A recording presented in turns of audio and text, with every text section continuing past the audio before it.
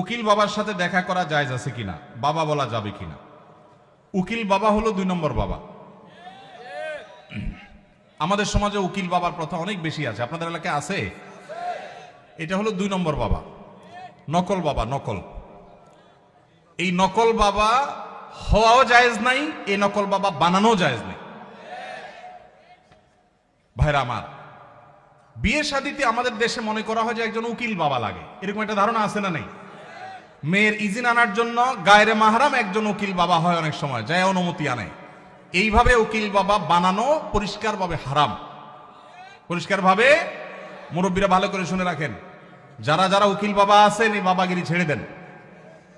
বাংলাদেশে বাবার কোনো শেষ নাই। খাজা বাবা, উকিল বাবা,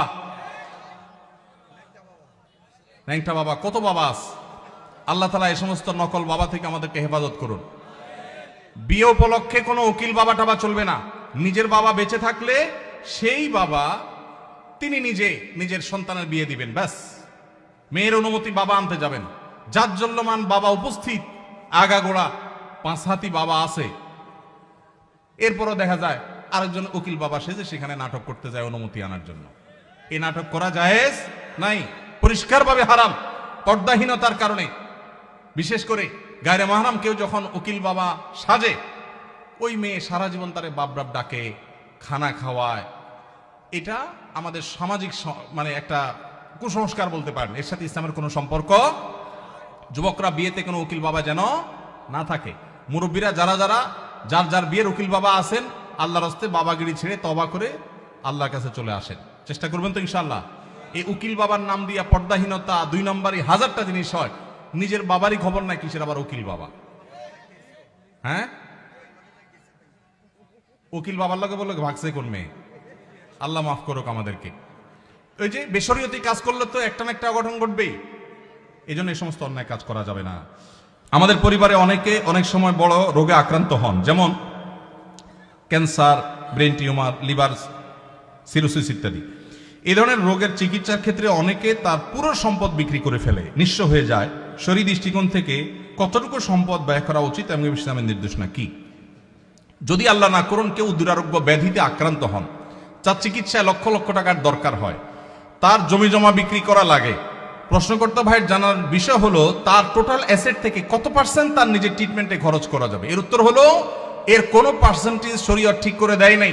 তার ট্রিটমেন্টের জন্য যদি তার টোটাল সম্পদ বিক্রি করা লাগে, সেটা বিক্রি করার অধিকার ইসলাম তাকে পরিপূর্ণভাবে দিয়েছে। মানুষের সম্পদের ক্ষেত্রে শরীয়ত তাকে এতটা স্বাধীনতা দিয়েছে যে তার সম্পদ কি করবে না করবে এক্ষেত্রে কারোর সেখানে কোনো নাক গলাবার অধিকার, সন্তানদের এটা বলার অধিকার নাই যে বাবা তুমি নিজে চিকিৎসা সব খরচ করবো, আমরা কি করব, এটা বলার অধিকার নাই। অনেক কুলাঙ্গার সন্তান আছে, বাবার এরকম সিরিয়াস পর্যায়ে হয়ে গেলে জমি বিক্রি করতে দেয় না, বরং বাধা দেয়। আছে না নাই? মনে রাখবেন, বাপদাদার সম্পদ দিয়ে মানুষ ধনী হয় না, হলেও সেটা সাস্টেইন করে না, টেকসই হয় না। মানুষ নিজস্ব চেষ্টায় আল্লাহর অনুগ্রহে ধনী হয়। বহু বড় লোকের ছেলেরা একসময় রাস্তায় মানুষের কাছে হাত পাততে হয়। এজন্য বাবার সম্পদ, মায়ের সম্পদ, সেগুলোর জন্য কামড়াকামড়ি করা, তাদের হক নষ্ট করা, এগুলো আমাদের মূর্খতা। তবে হ্যাঁ, কেউ যদি মনে করেন যে দুরারোগ্য ব্যাধিতে আমি আক্রান্ত হয়েছি, এখানে ট্রিটমেন্ট করে আসলে লাভ হবে না, ডাক্তারদের অ্যাসেসমেন্ট অনুযায়ী মৃত্যুই নিশ্চিত এবং জটিল পরিস্থিতি, তাহলে সেক্ষেত্রে আমার বাচ্চারা তারা অসহায় হয়ে যাওয়ার চাইতে আমি সুন্নত হিসাবে ট্রিটমেন্ট করি, কিন্তু খুব বেশি অ্যাগ্রেসিভলি ট্রিটমেন্টের জন্য খরচ করব না। এটা যদি কেউ সিদ্ধান্ত নেয় তো সেই এখতিয়ারও শরীয়ত ওই ব্যক্তিকে দিয়েছে। অবস্থা বুঝে তিনি ডিসিশন নেবেন। আস-সুন্নাহ ফাউন্ডেশন, উম্মার স্বার্থে সুন্নাহর সাথে।